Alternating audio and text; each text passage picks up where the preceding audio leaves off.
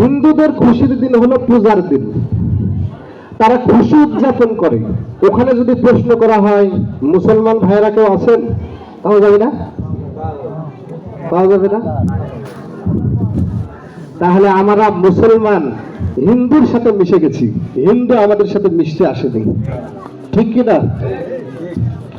তাহলে বুঝতে পারলাম আমরা হিন্দুদের কোন ইয়াতে যাব না, আমরা মুসলমান, তারাও আমাদের ঈদগাহে আসে না। বুঝতে পেরেছেন তো? এরপরে খুতবা শোনার পরে যদি কেউ যান, মান তাশাব্বাহা বিহি কওমুন ফাহুয়া মিনহু, বিশ্বনবী বলেন যে ব্যক্তি যার অনুসরণ করবে তার হাসর নাসর তার সাথে হবে। নাউজুবিল্লাহি মিন যালিক। হিন্দুর সাথে যদি আপনার আমার হাসর নাসর হয়, জাহান্নাম ছাড়া কোনো গতি নাই, ঠিক কি না? ঠিক। সম্মানিত উপস্থিতি, এবার আমি বক্তব্যের দিকে আসি। আজকের সংক্ষিপ্ত সময়ের বক্তব্যের বিষয়, এমন কি আমল আছে যে আমলগুলো করতে পারলে ফেরেশতারা আমাদের জন্য দোয়া করবে? সুবহানাল্লাহি বিহামদি। বুঝেন নাই? এমন কি আমল আছে যে আমল করলে ফেরেশতারা আমাদের জন্য দোয়া করবে? সুবহানাল্লাহ। আপনার ছেলে আছে না, আপনার মেয়ে আছে, আপনার ছেলে আছে, আপনার সন্তান আছে।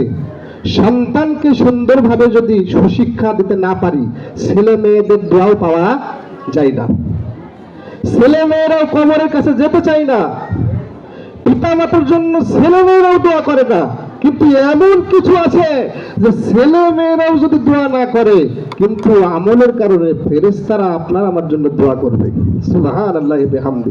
মনে রাখবেন মুসলমান ভাই বোনেরা, শুনুন, ছেলে মেয়েদেরকে ব্যর্থ হয়েছে তৈরি করতে, তাই বলে ফেরেশতার সেই দোয়া থেকে নেওয়া থেকে ব্যর্থ হবেন না। খুব গুরুত্বপূর্ণ আমল। যারা ঈমানদার ব্যক্তি, মুমিন ব্যক্তি যারা আমল চাই, তারা একেবারে এক বাক্যে মেনে নেবে।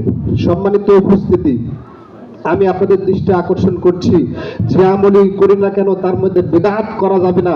কুল্লু বিদআতিন যালালা ওয়া কুল্লু যালালাতিন ফিন্নার। যেগুলো বিদআত হয় সেগুলো পথভ্রষ্ট, পথভ্রষ্টতা মানুষকে জাহান্নামের মধ্যে নিক্ষেপ করবে। আমি আপনাদের দৃষ্টি আকর্ষণ করছি, মানুষের মধ্যে এমন কোন মানুষ নাই যে মানুষগুলো পাপ কাজ করে না।